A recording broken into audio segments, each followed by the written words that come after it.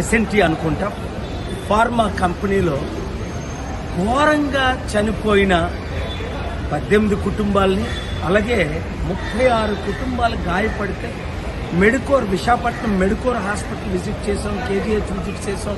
Steel plant లోపల ఉన్న pharma చాలా దూరం అయినప్పటికీ అంత దూరం వెళ్ళి తిరిగి వచ్చాం.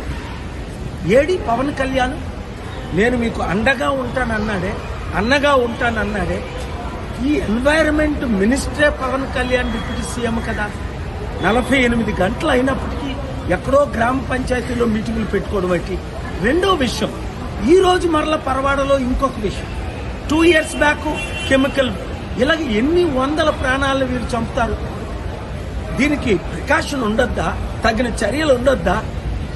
ఏదో చనిపోతే ₹1,00,000 5 లక్షలు ఇవ్వడం, ఏదో ₹1,00,000 అనౌన్స్ చేశాడు.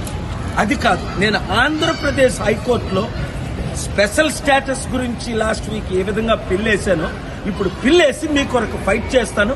ఈ చనిపోయిన కుటుంబానికి మినిమం ₹10 కోట్ల, గాయపడిన వాళ్ళకి ₹5 కోట్ల. అంతేకాకుండా ఇలాంటి దుర్ఘటనలు, హార్ట్ బ్రేకింగ్ ఘటనలు, ఇలా బర్న్ అయిపోవడం ఏంటి మనుషులు, ఇలాంటి జరగకుండా చూసే బాధ్యత నాది. ప్రార్థించండి కుటుంబాల కొరకు.